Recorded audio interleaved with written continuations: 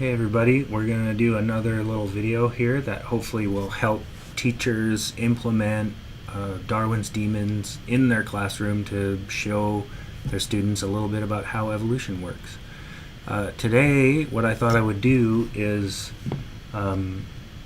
use experiment mode to demonstrate the utility of some of the in-game data panels. And so this will be a little bit of a longer video so I can impose enough selection over enough time so that we can actually see what's going on.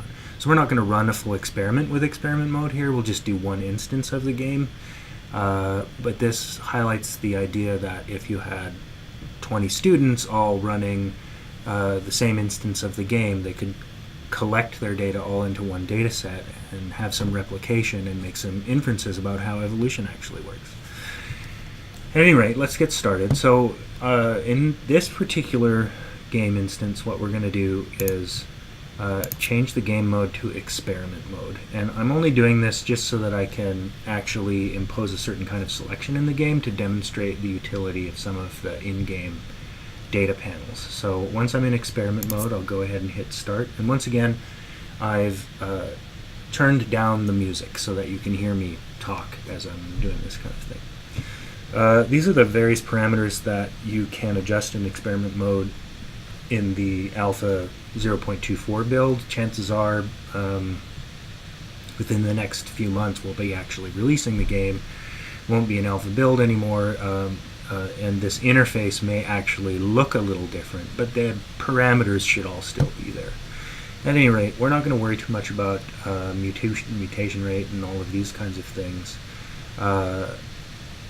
I am going to change one thing though. I want to demonstrate one of the fitness components and one of the behaviors that can evolve in Darwin's demons. And that's the idea that the aliens are trying to get past the player, and we measure how good they are at doing that with something called aggression. It's how far down the screen do they get on average, essentially. So I'm going to turn off these other fitness components. Now, how long a creature lives, its lifetime, and how much it shoots me, the accuracy, don't matter in terms of the probability of it having an offspring in the next generation. I'm going to leave everything else the same. Let's just see if we can do this. So I'll hit confirm, then it takes me to my usual ship selection screen. And again, I'm just going to use the mouse to click on the stingray. I'll hit enter. I'll choose the personal omni shield, whatever you call it, hit enter. The standard shields, and no perks. Just a very simple game instance. And now what we're going to do is we'll play the game for 5 generations or so, and the only thing that increments the fitness of the protean swarm in this case is how low on the screen they get. So if it's an evolutionary game, I think after a few generations we should see an increase in their aggression scores, and it should be very difficult to keep them from getting past me. So let's just see if it turns out that way. So that sound that you're hearing, that almost sort of spacey growling sound, and you see more right there, you see more aliens coming in from the top. The idea is we want to have a certain population size of aliens, and but we don't want them all on the screen at the same time because then they can't move around. So what happens is after a certain number of aliens have been killed, the next subwave comes in, and so that's what you're seeing there. It's just a little trick we played to keep our population size high. So I'm just going to go ahead and keep launching for a little bit, and we'll check in with these displays here once we've collected enough data. But remember, the idea is the only way they can increase their fitness is by getting low on the screen or getting past me. So I'll go ahead and launch, and we'll just keep playing. Now the mutation function has kicked in, and we're starting to see a little bit of morphological variation, which generally correlates with the kind of fire type they get. So we've got some aliens here that shoot in sine waves. That one is a corrosive alien that shoots directly at the player. The base form of the aliens is what we call subspecies inners.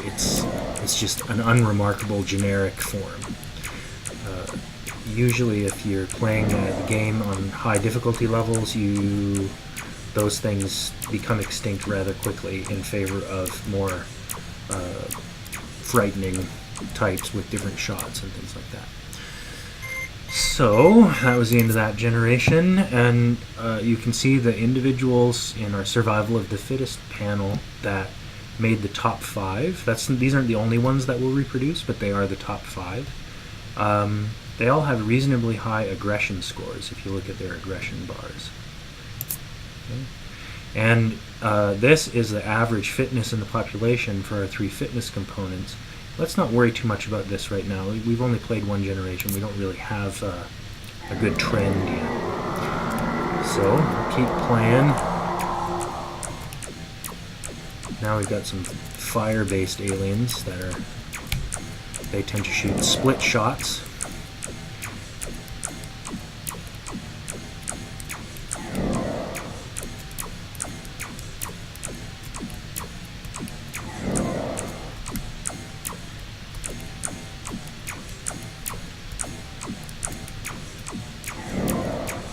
Probably noticing all of these really beautiful backgrounds. Oop, that green guy just shot me. Now, in the normal game, shooting the player gives that alien a fitness bonus. In our settings, however, these aliens that are getting quite low on the screen, they're getting a fitness bonus. Doesn't matter that one shot me or not. So I got shot by a green alien. But the fact that, we know there are aliens that got an accuracy bonus. None of them are showing up in the top 5. It's all of the aliens that have high aggression scores. Right? And so this charging panel, and that it's oriented improperly because we still haven't gotten around fixing it. Low values mean they're scared. They tend to stay up high. High values mean they charge the player. They want to go down. You can see that's sort of going up. Let's look at the fitness component. You can see aggression fitness is going up. The other ones are largely flat. And something interesting might be happening with dominance here, where we're selecting for lower values, but it's again too early to really say anything definitive about that. And you would want to encourage your kids to actually run experiments to really test those hypotheses and replicate things. I think that's one of the features of Darwin's Demons that's quite useful, is the fact that you can run these replicated experiments using a video game. At any rate, it's hard work, but I'm playing the game, trying to see if we get aliens that are selected to go down the screen.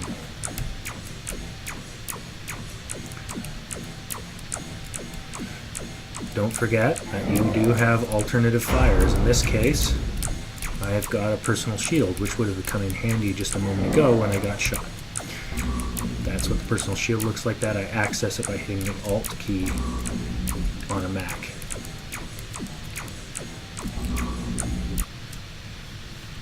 Alright, so that's the end of that generation. I'm going to go ahead and buy myself with my biomatter some extra lives because I'm getting kind of low. You can see aggression is starting to creep up, dominance still going down, and the aggression fitness function is definitely increasing relative to the other two.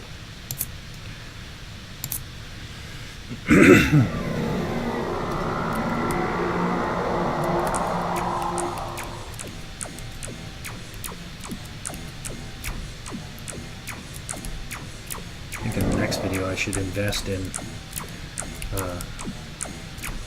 explosive weapons. So, one of the things that you're seeing right here is something we call a super alien, or a genetic anomaly. These are aliens that have arbitrarily high values for some of their genetic weights, and if you let them live too long or accrue too much fitness, they will reproduce. And you don't want that. That will make the game extraordinarily difficult. So we'll see if I really messed up there by letting that thing get too low. Again, probably should have used my personal shield.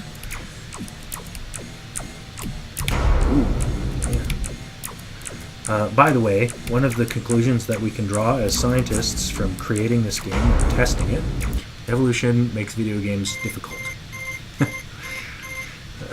Alright, so It's good news. The super alien didn't make it into the top 5, so hopefully it's not going to have a lot of babies. You can see the charging value is going up, so this is a genetic value that motivates the aliens to go low on the screen. And when we look at fitness, we can see the aggression fitness does tend to increase faster than the other values. It's interesting. Look at what's happening to dominance. Dominance is a gene that when it has very high values, the individuals go into the field of play first, and individuals with the lowest values come in last. And it kind of looks like we're selecting for negative values of dominance. This down here, this intercept is negative 3.2. So we'll play for another few generations just to see how that turns out. But what you should see under these conditions are aliens that keep dropping down and are dive bombing the player, trying to get past the player.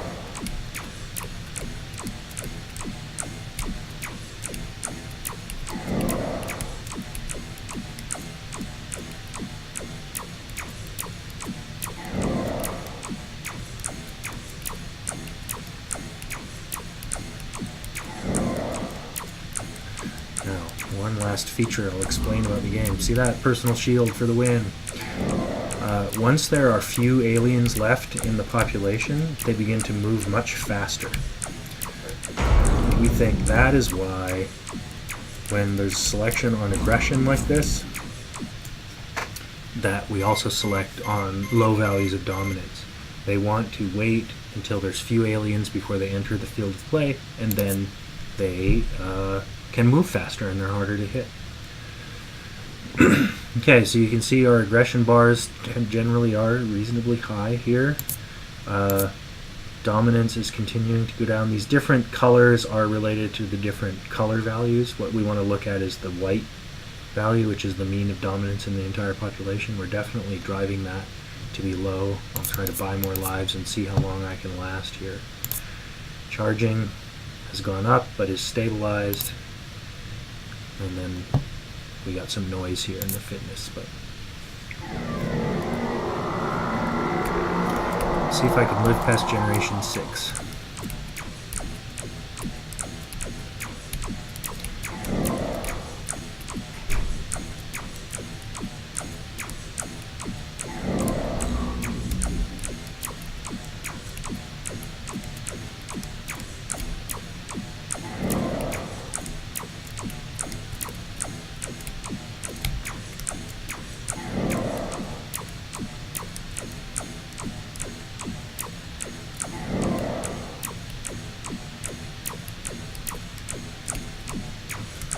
Okay, this is getting a little challenging now. One just got past me, 2 just got, and game over.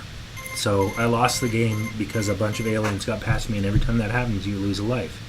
Generation failure. We should probably change that. That's not a very positive message, but at any rate. This is the end of experiment mode. It tells me what my parameters are, and I can just very quickly page through these graphs and we can kind of see what happened. So we didn't really get a predominance of any one color type of alien. They generally just increased in proportion at the expense of the base form, the gray. We did have some homing aliens, some sine wave, and some ice-based aliens. So that's not really the point. We'll skip over the player data, that doesn't really matter. It is interesting if you look at this white line, and you'll probably find this on most of your gameplay instances with your students. If you only turn on the fitness function associated with aggression, you tend to drive dominance values very low. There's a very big advantage for them to come into the population late. Okay, if we look at fitness, we can see, as we would have expected, that the aggression fitness is the highest because that's the only one that we turned on. And the last one we'll look at is this value for charging. The higher the value, the more motivated they are to dive bomb the player and get low on the screen, and indeed this went up as well.